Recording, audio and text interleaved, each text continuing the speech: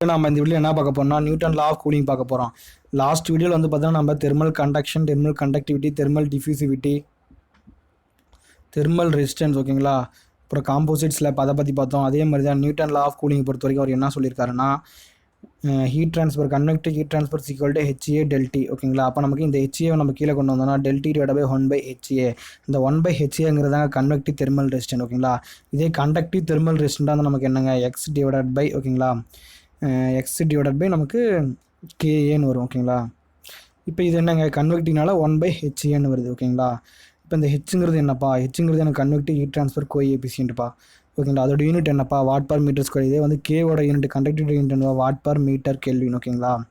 இவ்வளோதாங்க வந்து Newton law of cooling. First வந்து பார்த்தீங்கன்னா ஃபஸ்ட் கேஸ் வந்து பார்த்தீங்கன்னா 2 காம்போசைட் ஸ்லாப் இருக்குது.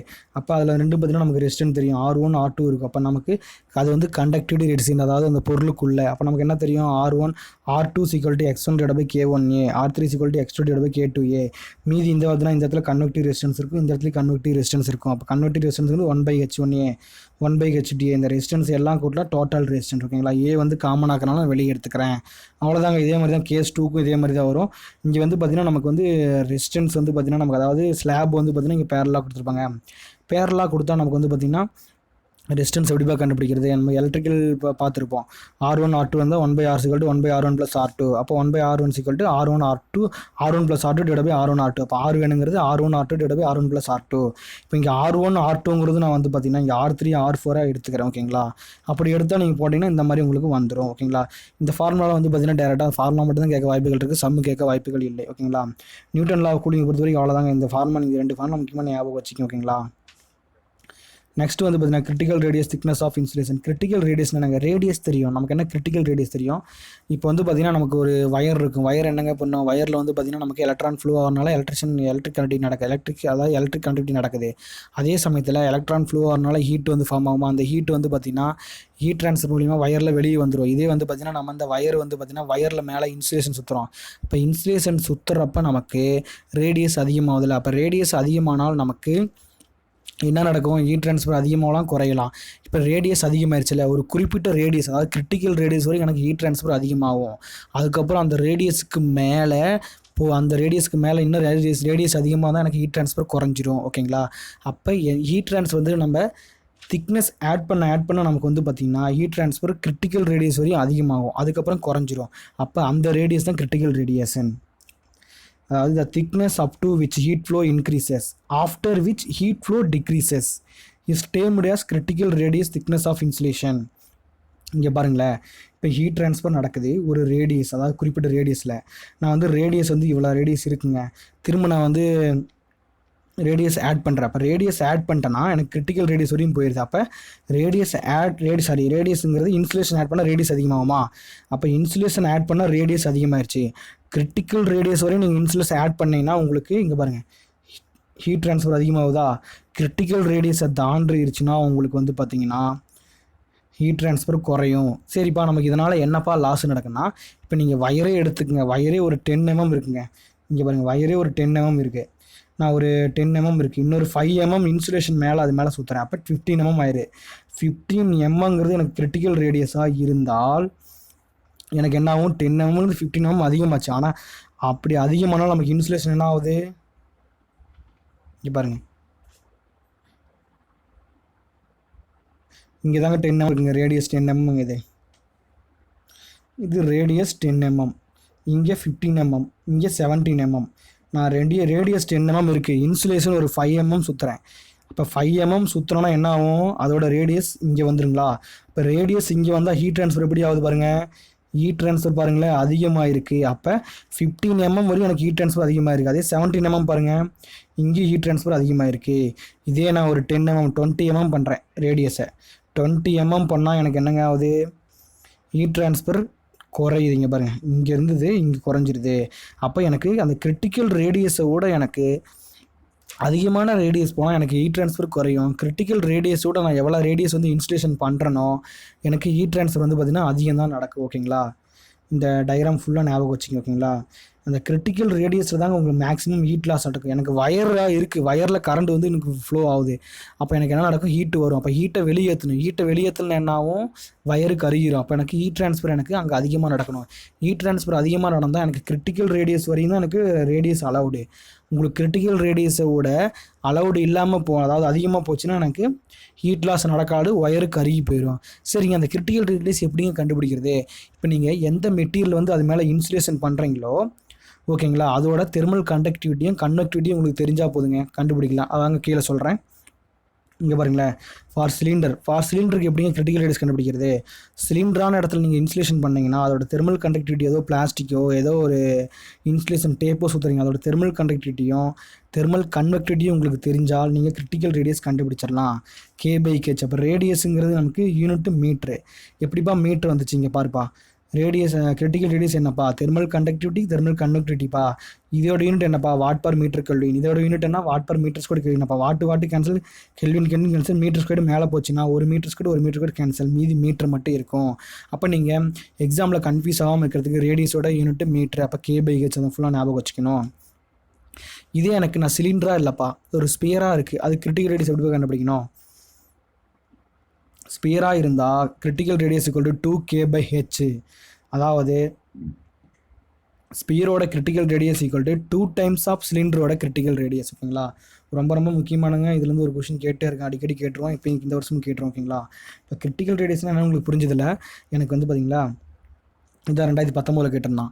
அப் to critical radius of insulation. அதாவது இங்கே பாருங்கள், up to critical radius of insulation என்ன ஆகும், இன்சுலேஷன் ஆட் பண்ண எனக்கு என்ன ஆகும், ஹீட் ட்ரான்ஸ்ஃபர் அதிகமாகும். அப்போ adding insulation will increase heat loss. அவ்வளோதாங்க.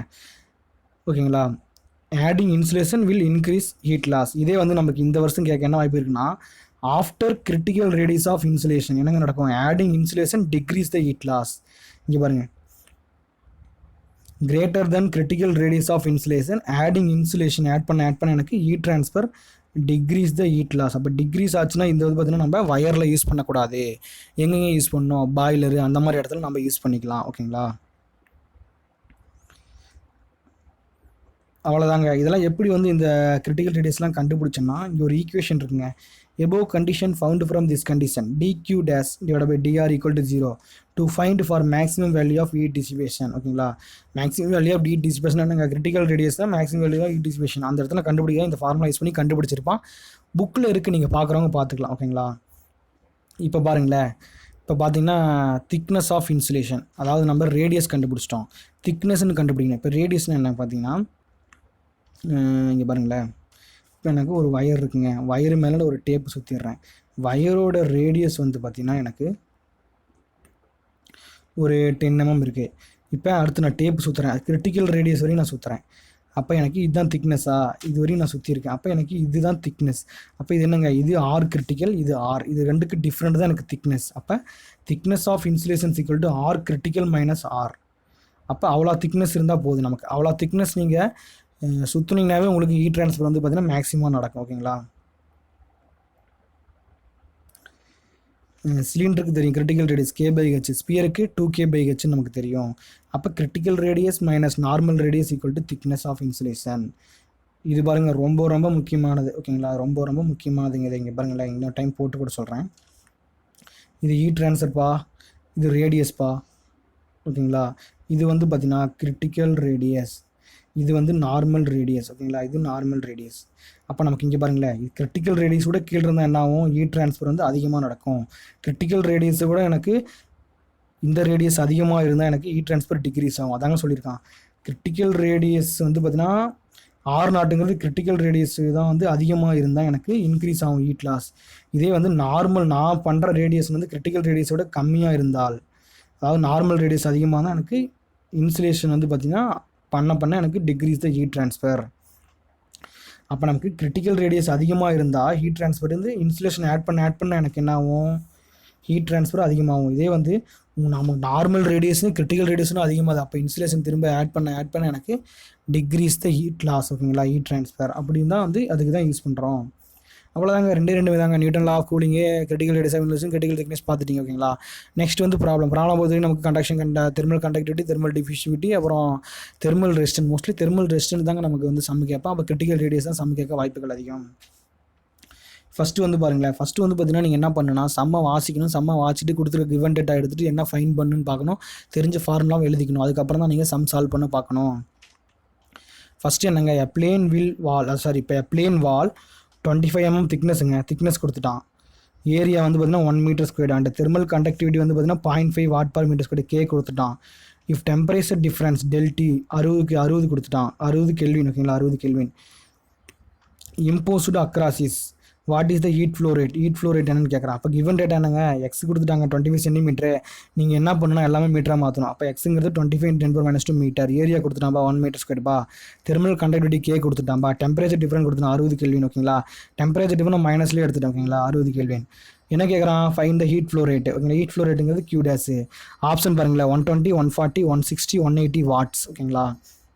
இப்போ நமக்கு தெர்மல் கண்டக்டிவிட்டியில் இருக்க ஹீட் ட்ரான்ஸ்ஃபர். ஓகேங்களா, ஹீட் ட்ரான்ஸ்ஃபர் என்ன நடக்கும், ஃபார்முலா நமக்கு தெரியும். Q days equal to -KA ΔT /Δx. நமக்கு K தெரியும், A தெரியும், ΔT தெரியும், Δx தெரியும். Δx வந்து நார்மலி எக்ஸ் ஒன்று தான். அப்போ அதை அப்ளை பண்ணி நம்ம மல்டிப்ளை பண்ணி போட்டோம்னா நமக்கு பார்த்தீங்கன்னா ஹீட் ட்ரான்ஸ்ஃபர் 120 வாட்ஸ் கிடைக்குது. வாட்ஸுங்கிறது என்னப்பா, J/s. ஓகேங்களா, அவ்வளோதாங்க, ரொம்ப சிம்பிள் தாங்க. இங்கே அதே பாருங்களேன், இங்கே வால் ஆஃப் திக்னஸ் கொடுத்துட்டான். நார்மல் ஏரியா கொடுத்துருக்கான் 1.5 m². It is made of material of thermal conductivity கொடுத்துட்டான் 0.4 W/m². The temperature on two sides, temperature ரெண்டு பக்கமும் 800 டிகிரின்னு கொடுத்துட்டான். What is the thermal resistance of wall. ஓகேங்களா, தெர்மல் ரெசிஸ்டன்ஸ் ஆஃப் வால் என்னன்னு கேட்குறான். ஓகேங்களா, இப்போ ஆன்சர் வந்து பார்த்தீங்கன்னா 1 W/Kelvin, 1 W/Kelvin, 1 K/W, 1 D/, அதாவது Kelvin/W. யூனிட் பாருங்க, இது ரெண்டு கன்ஃபியூஸ் ஆகும் பாருங்களேன். பாருங்க, 1 W/Kelvin, 1 W/Kelvin, 1 Kelvin/W. அப்போ நமக்கு யூனிட் என்னன்னா நமக்கு அந்த அடிச்சு போட்டு தான் கண்டுபிடிக்கணும். அப்போ நமக்கு என்னென்ன கிவன் டேட்டாலாம் எழுதிங்க. எக்ஸ் தெரியும், ஏ தெரியும், கே தெரியும். கண்டுபிடிக்கிறது என்ன, thermal resistance. R. Thermal resistance conductor நமக்கு என்ன பண்ணலாம், x/KA. எக்ஸுங்கிறது நமக்கு கொடுத்துட்டான், கேங்கிறது கொடுத்துட்டான். யூனிட் கண்டுபிடிக்கிறதுக்காக நீங்கள் எல்லாம் என்ன பண்ணுறீங்க, யூனிட்டோட போடுறீங்க. யூனிட்டோட போட்டால் நமக்கு என்ன கிடைக்குது, K/Kelvin/W கிடைக்குது. அப்போ ஆறுங்கிறது 1 Kelvin/W. ஓகேங்களா, ஒரு வாட்டுக்கு. ஓகேங்களா, ஒரு வாட்டுக்கு ஒரு கெல்வின் நமக்கு ரெசிஸ்டன்ஸ் கிடைக்குது. ஓகேங்களா, அப்போ KW நமக்கு ஆன்சர். இப்போ இந்த கொஷின் பாருங்களேன், சிம்பிள் கொஷின் தாங்க. For a given heat flow and for same thickness ΔT across the material will be maximum bar. Temperature drop, அதாவது டெம்பரேச்சர் டிஃப்ரென்ஸ் எங்கேயுமே மேக்ஸிமமாக இருக்கும். அதாவது காப்பரா, ஸ்டீலா, கிளாஸ் ஊலா, ரெஃப்ரிஜரேட்டரியா. இங்கே பாருங்களேன், இங்கே கிளாஸ் ஊல் எடுத்துக்கிறேன், இங்கே ஹீட் பண்ணுறேன். இங்கே என்னங்க நடக்கும், இங்கே ஒரு 100 டிகிரியாக இருந்தால் நீங்கள் பஞ்சை ஹீட் பண்ணிங்கன்னா 10 எரியும் இல்லையா. அது என்ன நடக்குன்னா, அது ஹீட்டை கண்டக்ட் பண்ணி ஒரு 20 டிகிரி மட்டும்தாங்க, ரொம்ப நேரம் அவங்க வர்றதுக்கு. அப்போ டெம்பரேச்சர் ட்ராப் என்ன, 80 degree Celsius. Temperature drop across வந்து பார்த்திங்கன்னா அதிகமாக இருக்குது. ஏன்ப்பா அது, இதோட தெர்மல் கண்டக்டிவிட்டி அதிகம்பா. காப்பருக்கு, ஸ்டீலுக்கும் தெர்மல் கண்டக்டிவிட்டி அதிகம்பா, பிரிக்ஸுக்கும் அதிகம்பா. ஆனால் கிளாஸ் வூல், அதாவது பஞ்சுக்கு வந்து பார்த்திங்கன்னா டென்சிட்டி கம்மியாக இருக்கும், தெர்மல் கண்டக்டிவிட்டி கம்மியாக இருக்கும். அப்படி கம்மியாக இருக்கனால டெம்பரேச்சர் ட்ராப் அதிகமாக இருக்கும். அது எப்படி நிரூபிக்கலாம் நீங்கள் பாருங்கள், Q டேஸ் -KA /DT/dx. கேங்கிறது என்ன பார்த்தீங்களா, 1/K = T/∂x. அப்போ K இன்க்ரீஸ் ஆனால், தெர்மல் கண்டக்டிவிட்டி இன்க்ரீஸ் ஆனால் நமக்கு என்ன நடக்கும், தெர்மல் கண்டக்டிவிட்டி இன்க்ரீஸ்னா டெம்பரேச்சர் ட்ராப் வந்து பார்த்திங்கன்னா அதிகமாக நடக்கும். கரெக்டா,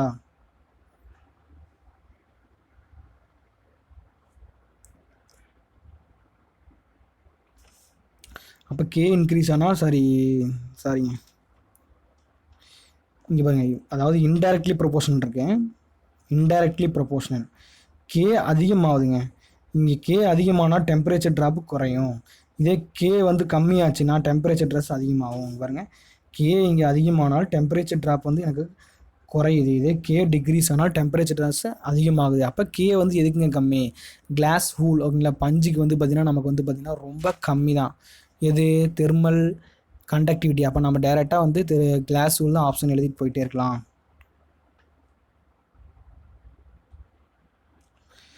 இது அதே தாங்க, மேலே பார்த்த மாதிரி தாங்க. மேலே பார்த்து என்னென்ன டேட்டா கொடுத்துருக்கான் பாருங்கள்.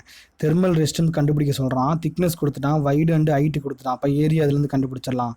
தெர்மல் கண்டக்டிவிட்டி கொடுத்துட்டான். அப்போ தெர்மல் ரெசிஸ்டன்ஸ் ஃபார்முலா என்ன? X/KA. எக்ஸ் தெரியும், கே தெரியும், ஏரியாங்கிறது நமக்கு வைடியும் ஐடியும் இருக்குன்னா கிடச்சிடும். அப்போ நமக்கு ஆர்க்குங்கிறது ஒன்றுன்னு தெரிஞ்சிடும். ஒன்றுங்கிறது யூனிட் என்ன? Kelvin per watt. ஓகேங்களா? 5வது சம் பாருங்களேன். The ratio of heat flow Q1/Q2 2 wall இருக்குங்க, அதோட ஹீட் ட்ரான்ஸ்ஃபரோட ஃப்ளோவோட நமக்கு ரேஷியோ கேட்குறான். சேம் திக்னஸ் சேம், அப்போ ஏரியா சேமு. தெர்மல் கண்டக்டிவிட்டி வந்து பார்த்தீங்கன்னா K1 = K2. அப்போ நமக்கு 2 1 0.5 0.25 கேட்குறான். கிவன் டேட்டா என்னப்பா? K1 கொடுத்துருக்கான்ப்பா, thickness சேம்ப்பா, area சேம்ப்பா. அப்போ Q1/Q2. Q1 என்னப்பா? -KA ΔT/Δx, K2 AT/Dy. இப்போ ஏரியா சேமு, dx சேமு, ΔT சேம். அப்போ K1/K2. K1ங்கிறது நமக்கு என்னப்பா? K1ங்கிறது 2K2. அப்போ 2K2/K2. K2 கேன்சல் ஆயிரும், 2 ஆன்சர். ஓகேங்களா? Q1/Q2 = 2 answer. ஓகேங்களா? இதுவும் அதே மாதிரி தாங்க. மேலே பார்த்து 5வது சம் இது 6வது சம் நீங்கள் ஒரு டைம் பார்த்தோன்னா புரிஞ்சிடும். பிடிஎஃப் வந்து பார்த்தீங்கன்னா நான் வந்து டெலிகிராமில் கொடுக்குறேன். டெலிகிராமில் வந்து பார்த்தீங்கன்னா டவுன்லோட் பண்ணி நீங்கள் ஒரு டைம் போட்டு பார்த்துங்க. ஓகேங்களா? ரொம்ப ஈஸியாக இருக்கும். அதான் நான் மேலே பார்த்தோம்ல, thermal conductivity is the inversely proportional to the temperature drop. அதாவது தெர்மல் கண்டக்டிவிட்டி அதிகமாக இருந்தால் டெம்பரேச்சர் கம்மியாக இருக்குங்க. தெர்மல் கண்டக்டிவிட்டி வந்து கம்மியாக இருந்தால் டெம்பரேச்சர் ட்ராப் அதிகமாக இருக்கும். ஓகேங்களா? இப்போ வந்து பார்த்தீங்கன்னா கிரிட்டிக்கல் ரேடியஸ் ஆஃப் இன்சுலேஷன், அதோட ப்ராப்ளம் இது. நமக்கு கிரிட்டிக்கல் ரேடியஸ் ஆஃப் இன்சுலேஷனாக நமக்கு ஃபார்முலா ஞாபகம் வந்துடணும். R critical = K/H for cylinder, R critical = 2K/H for sphere, thickness of insulation T R critical - R. இந்த 3 ஃபார்முலா ஞாபகம் வச்சுன்னா நீங்கள் போதுங்க. ஓகேங்களா?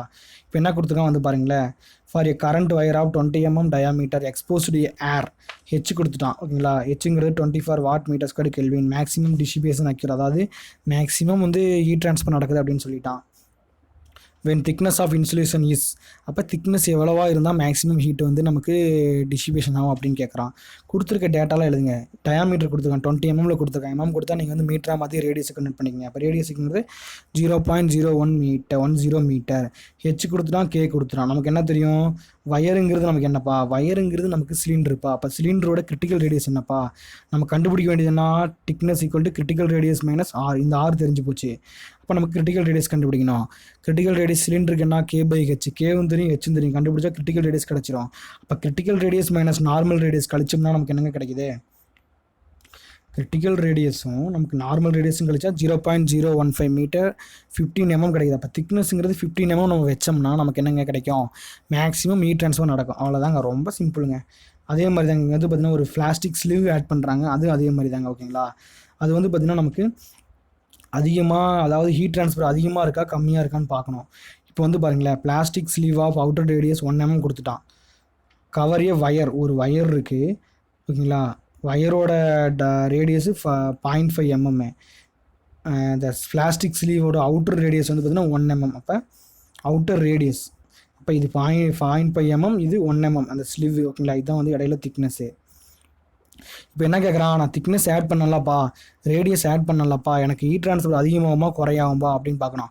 அப்போ நமக்கு என்ன கண்டுபிடிக்கணும்? ஹீட் ட்ரான்ஸ்ஃபர் குறையணுமோ அதிகமாகனா கிரிட்டிக்கல் ரேடியஸ் கண்டுபிடிக்கணும். கிரிட்டிக்கல் ரேடியஸோட நம்ம ரேடியஸ் வந்து கம்மியாக இருந்தால் ஆடிங் இன்சுலேஷன் ஹீட் ட்ரான்ஸ்ஃபர் வந்து நமக்கு அதிகமாக நடக்கும்.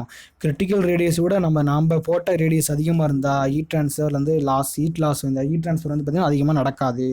அப்போ நம்ம அதுதான் கண்டுபிடிக்கணும். அப்போ பிளாஸ்டிக் ஸ்லீவ் அவுட்டர் ரேடியஸ் கொடுத்துட்டான், வயரோட ரேடியஸ் கொடுத்துட்டான், தெர்மல் கண்டக்டிவிட்டி கொடுத்துட்டான், அதுக்கு ஸ்லீவ் அதாவது ரெசிஸ்டன்ஸுக்கு. அப்போ நமக்கு ஹெச்சும் கொடுத்துட்டான். அப்போ due to addition of plastic cover heat transfer என்ன நடக்கும்? இன்க்ரீஸா, டிக்ரீஸா, ஜீரோவா, வில் ரிமைன் சேமா? அப்போ எனக்கு பிளாஸ்டிக் ஸ்லீவ் ரேடியஸ் இதான் வந்து நம்ம ஆராக வச்சுக்கணும். இப்போ கே ஸ்லீவ், ஹெச் ஸ்லீவ். அப்போ கிரிட்டிக்கல் ரேடியஸோட அந்த ஸ்லீவோட கிரிட்டிக்கல் ரேடியஸ் கண்டுபிடிக்கணும். K/H போட்டால் 0.06, அப்போ 6 mm. இப்போ கிரிட்டிக்கல் ரேடியஸ் 6 mm. ஓகேங்களா? நார்மல் ரேடியஸ் எவ்வளோப்பா? Normal radius 1 mm. அப்போ 6 mmங்கிறது அதிகம். அப்போ கிரிட்டிக்கல் ரேடியஸ் தான் நமக்கு அதிகம். அப்போ இன்சுலேஷன் ஆட் பண்ணோம்னா ஹீட் ட்ரான்ஸ்ஃபர் வந்து நமக்கு இன்க்ரீஸ் ஆகும். இதுதான் நமக்கு கண்டிஷன். ஓகேங்களா? ரொம்ப ரொம்ப ஈஸியானதான். ஓகேங்களா? கிரிட்டிக்கல் ரேடியஸ் அதிகமாக இருக்குது, நம்ம நார்மல் ரேடியஸ் ஒன்றா எது வரைங்க? இங்கே பாருங்கள், நமக்கு தெரியும் அந்த டயக்ராம்.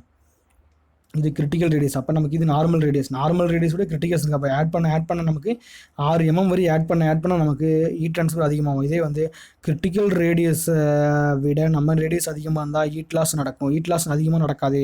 அப்போ ஹீட் ட்ரான்ஸ்ஃபர் வந்து பார்த்திங்கன்னா நமக்கு நடக்காது. ஓகேங்களா?